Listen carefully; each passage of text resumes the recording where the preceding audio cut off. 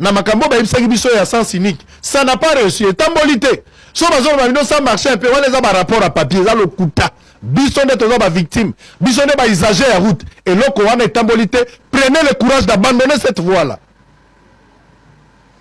Regardez. Bavani la conseil des ministres. Des ministres. Bazo réfléchir ce qu'on va une décision. Boka décision on a expliqué bino makambo bango ba lobby. Boka no décision.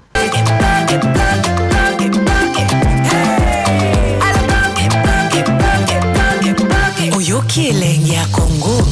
Tapez les mains, tapez les mains, tapez les mains, tapez les mains, tapez les mains, tapez les mains, tapez les mains.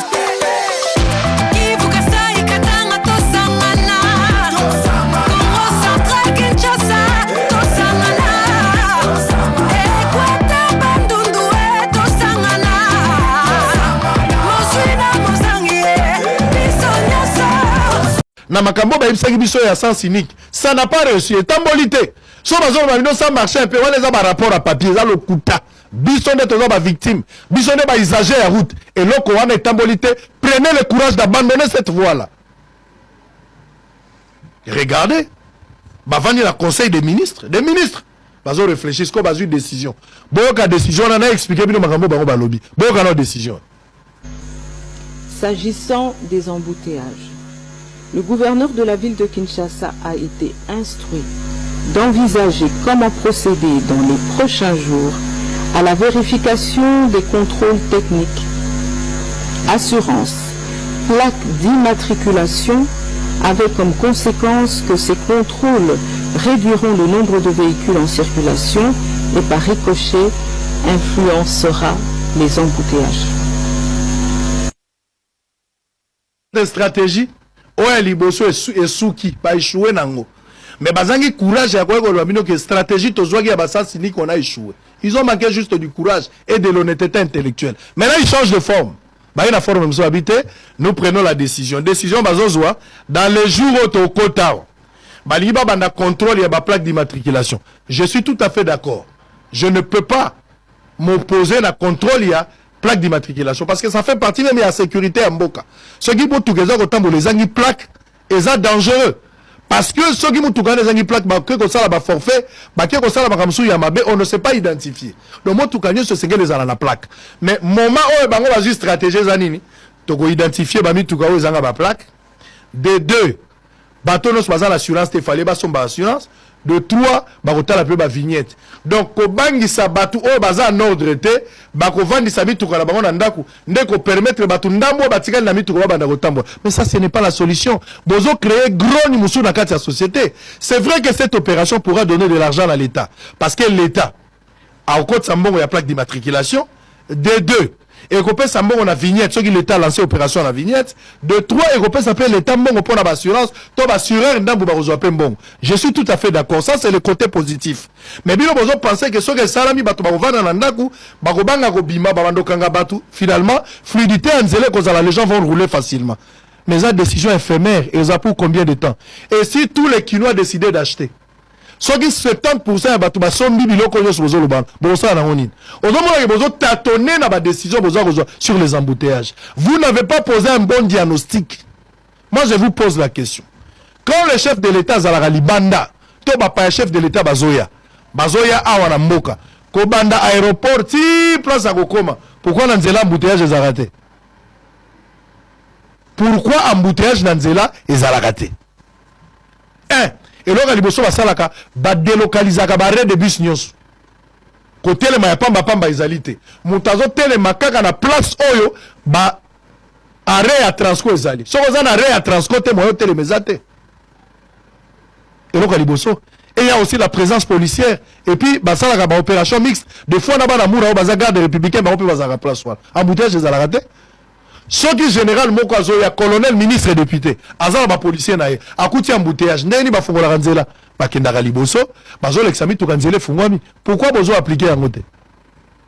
On ne change pas la méthode. C'est la meilleure méthode. Les chefs de l'État avaya babongisaka na chaque arrêt. La présence là ils ont ça là que muto tele ma place. Problème des arrêts de bus. Ba arrêt de bus so ba indica. Ba to bakenda kotambola kuna côté le makuna te. Biso ba client to imposa ba arrêt de bus. botala chaque sortie à venir à monene na quoi na soit Wenzezali ou arrêt de bus ezali place que vous avez 4 bandes de tikali 2 bandes vous n'avez pas étudié le problème na kati nango o bozo sala wana eza babilo bozo tatuni et je ne pense pas que ça soit une meilleure solution par rapport à o bozo sala makambo bozo sala babano kanga batu pona plaque d'immatriculation bakanga batu pona makambo tali assurance bakanga pona ba vignette babangisa batu bazonga na ndako poto tika landa muto bando tambola mais pour combien de temps et si tout le monde achète vous allez faire quoi vous êtes dépassé par les événements vous êtes en panne d'imagination cette équipe qui est en train de faire ce travail là est complètement dépassée habiter au salle loroni et c'est la honte regardez l'embouteillage parce qu'on parlait de Guizaro le protégé du pouvoir, beau-frère chef de l'État. Donc Guizaro a cousine chef de l'État. Mais ce que nous c'est que Kamoussaki Bisson, député, deux sœurs, les qui a chef de l'État, qui a motion contre Guizaro, notamment présidente. La vaillante députée nationale que je salue en passant, honorable Kapinga Mulumba, a signé qui la motion pour dire que Nabalé qui a chef de l'État contre beau-frère Bango. Mais beau-frère parce que bazana esprit voilà. Nzambelangai botala mbouteage. Regardez d'abord l'État, je posais encore une question s'il vous plaît précieux. L'État a qui décision de makambo matadi kibala, je ne sais pas. Mbokoyo l'État Corbillard na ebité son benga l'État la biso l'État Corbillard batu bakufi na matadi kibala mbala moko te bambala ebele et asuka batu bakufa qui plus de 30 à 40 personnes. Ngobila était gouverneur. L'État Kenya, j'imagine que le chef de l'État aussi était parti là-bas. À moins que d'abord mais je sais que le chef était parti là-bas.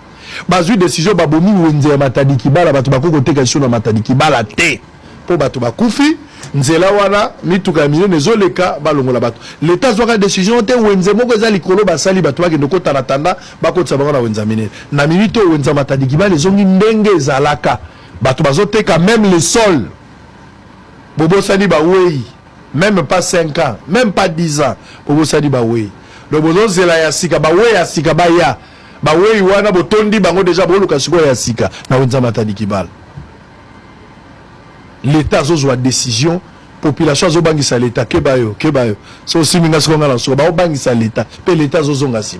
L'État a décision, il y a français. Pour expliquer, biso ba caméraman baye, ba journaliste il a pris la mesure. Les mesures sont prises, ont été prises, viennent d'être prises, bazu ba mesure.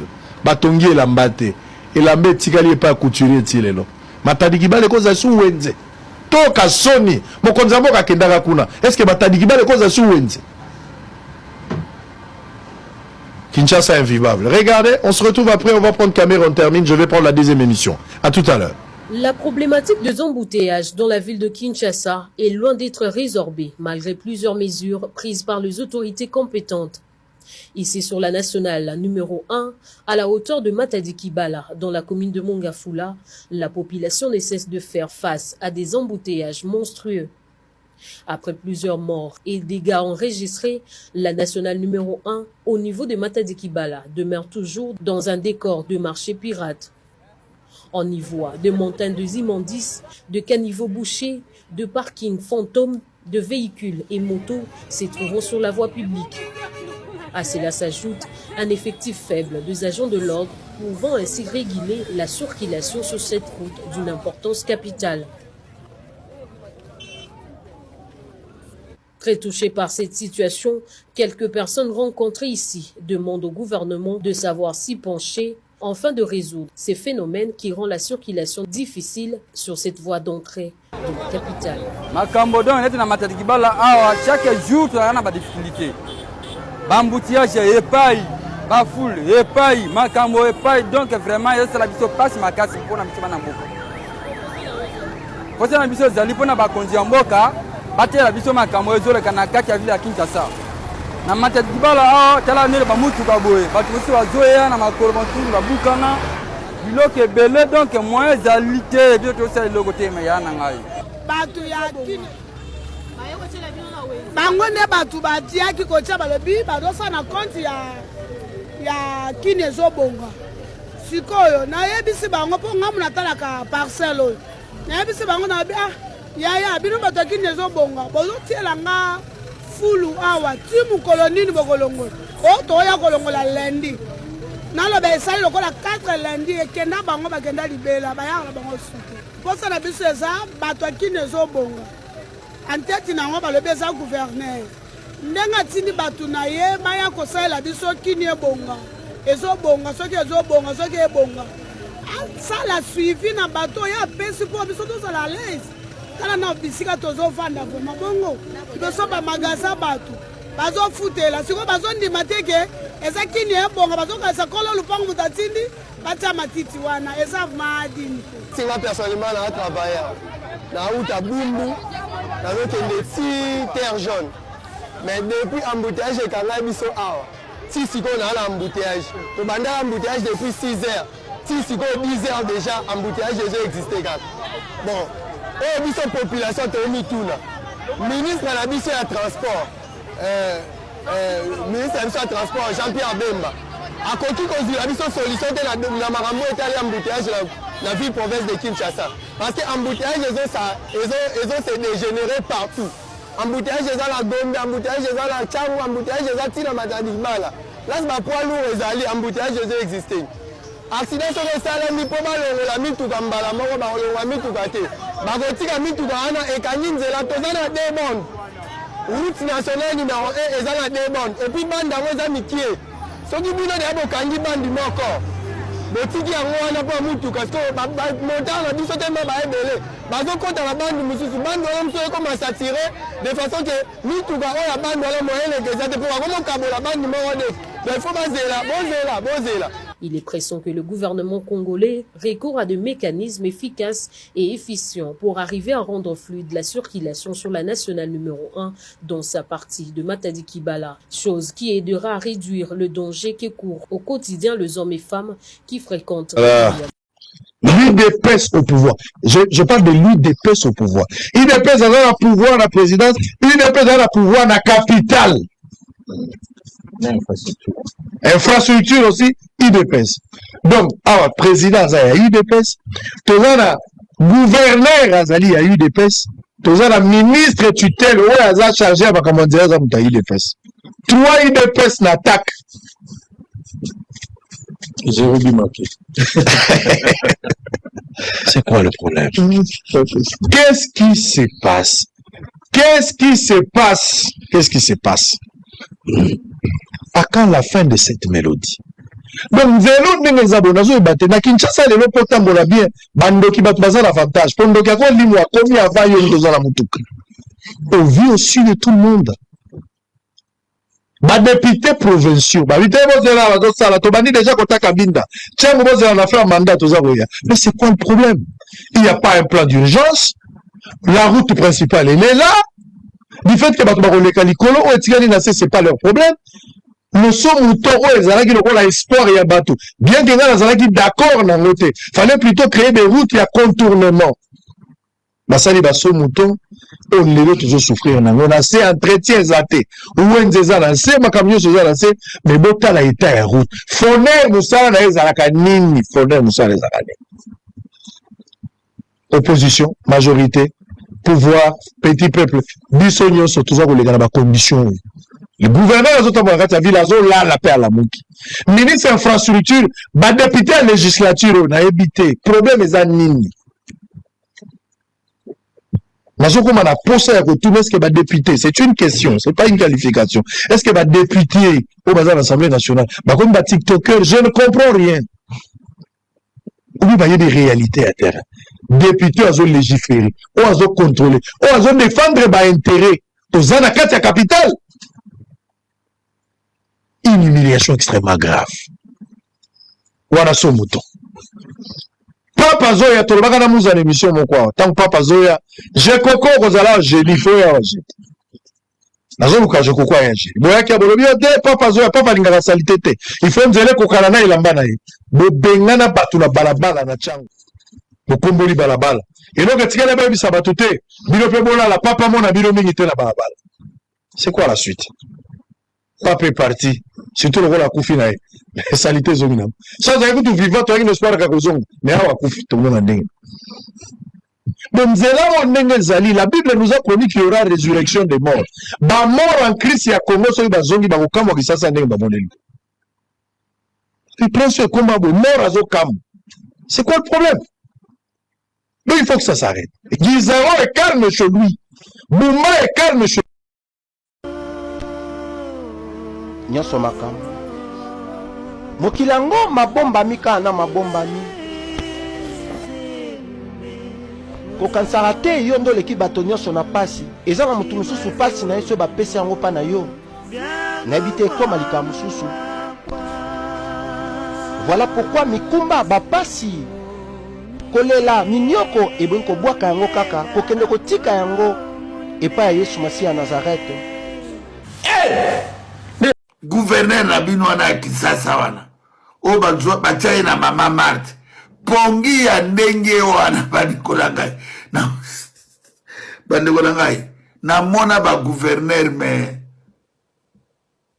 wana eze ebembe hippopotame babe akoma neka kolala na botel Gentili Ngobila tekaki na kesi $800,000 pour bafuta batu ya $800,000 wana atiango na poche atiki caisse vide sope bakaboni na mama Marthe na ebite po bango balingi omona dollar te balingi omona devise te bandeko na ngai gouverneur na bino wana so bumba bilalalala bomoni bokomi na suka bilalalala totalele ndenge azolala bana réunion